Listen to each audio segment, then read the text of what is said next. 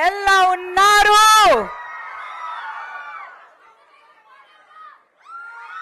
I'm sure you are in the best of times with your Jananayak here. But I'm very, very privileged and blessed to be in Telugu land and to be having Telugu land and to be blessed by the presence of Pavan Kalyan ji to launch this novel of mine, Swallowing the Sun, in its Telugu avatar, Ame Suryu Dini Kavalinchindi.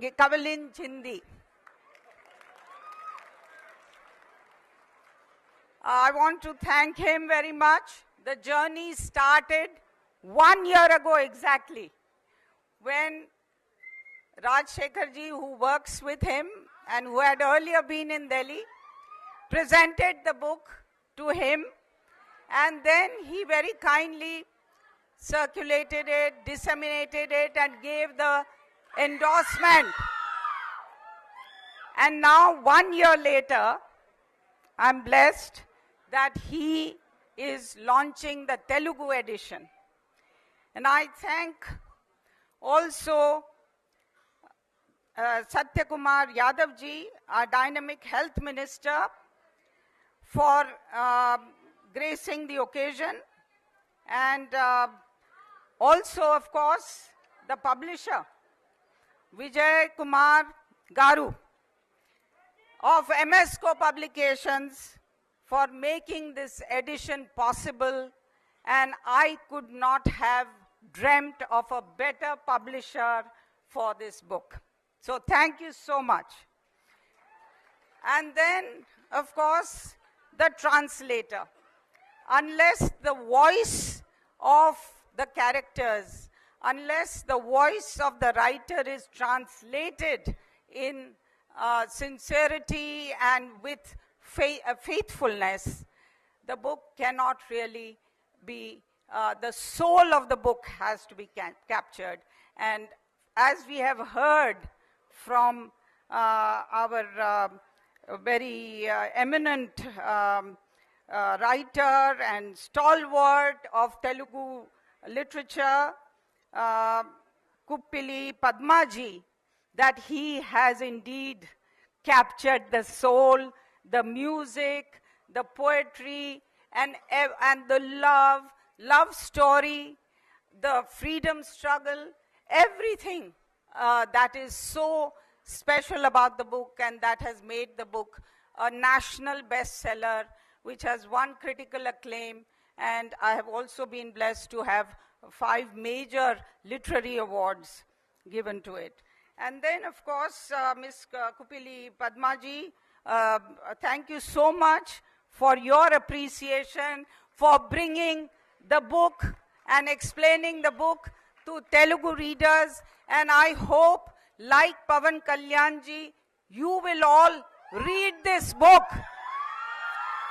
Because I was told that not only is he many things, but he is also a very assiduous reader.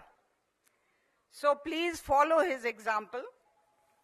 Now, I want also to pay tribute that it is a profound honor for me to be here in the culturally rich and spiritually resonant land of Andhra Pradesh, where language, literature, art, and heroism has flourished for centuries. So let me begin with the eternal invocation of Saint Tyagaraja. Endaru Mahanubhavulu Andariki Vandanamulu. And then, why Telugu? Telugu, this is the first South Indian language that this novel is being translated into. And I'm doing this because as they say, it is a language that, the people, the readership understands struggle, values, culture, and reveres feminine strength, Nari Shakti. And we have someone in Pavan Kalyanji's persona who represents that. As the ancient traveler Niccolo de Conti once observed, Telugu is the Italian of the East, is not only one of Bharat's most mellifluous languages, but also one of its most widely spoken and deeply rooted literary traditions. And in the timeless words of Sri Krishna Deva Raya, the poet emperor of Vijayanagar Empire, who shines as its jewel, he said about, and he was a multilingual monarch who composed Amukta Malyada in Telugu and welcomed scholars from across Bharat, including Marathi saints, administrators, and poets. And he said, Desh Bhash Landu Telugu Lessa. So, Telugu stands supreme among the languages, said he. So that is why I chose Telugu to be the first. In fact, it is the first translation, not only South Indian language, but the first translation. The Marathi is going to come later this month. So I'm also very, I think this is a very auspicious beginning of bringing something which is so rooted in Marathi literature, Marathi culture. It's the first English book which brings out this. So I'm so happy that we also bring it to Telugu land because there is so much of cultural immisceration between Marathi and Telugu culture and languages. And I know that this is also about... Now, this is like the Godavari. May I just give me I know I'm standing between you and your leader, but just give me a few minutes. A few minutes, okay? So, our cultures, the Marathi culture and the Telugu culture, they are our shared spiritual heritage. And they are not separate. They merge like the Godavari and the Krishna rivers. Now, so the translation of Swallowing the Sun is a 21st century continuation of that ancient confluence, a new bridge built on shared dharma, memory, and artistic vision. And then I just want to say that Sri Pavan Kalyanji, the man of many avatars,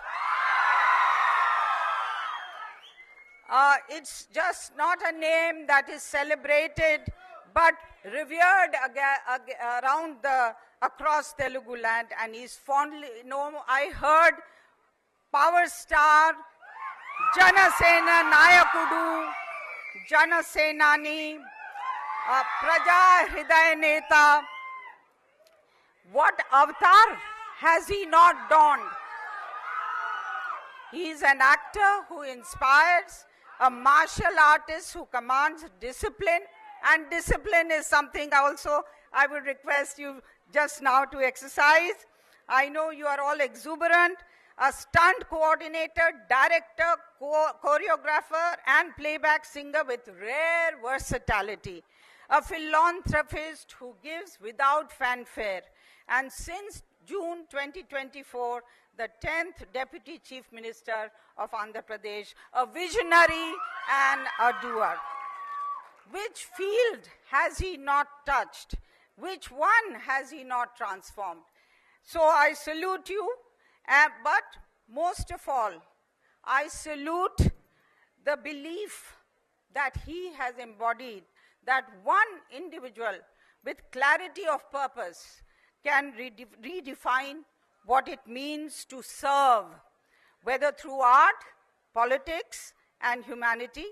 And for me, who founded and who has built up the first global organization to promote gender equality and women's empowerment, for me, his most important credential, I would say, is that he is a supporter of gender equality and women's empowerment and Nari Shakti. Did he not say that unless we respect women, how can we say Bharat Mata Ki Jai? And, you know, in our UN Women, honor that we give, I would truly say that he is a he for she. He for she. He for she. Do you understand that concept? That he is a man who champions women's rights. So, and of course you have your, the Jhansi Veer Mahila Sena, which he has created so that women have voice in every field, including politics. So it is not just a phrase, it is his philosophy of life, and I salute that. And just last one word I want to say, that now that this is translated into the Telugu soul, and I don't want to talk about the book because it has been spoken about so well by the speakers before me, but I just want to say this, that this book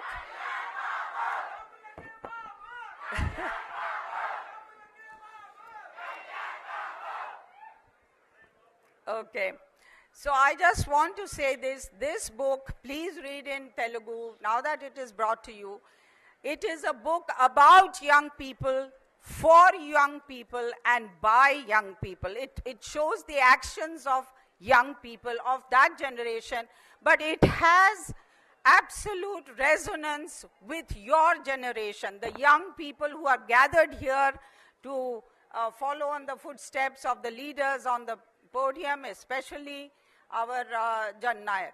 So I would say that today, like in 1947, we are at an inflection point where we are working towards a second milestone. The first milestone was 1947, our freedom from colonial rule.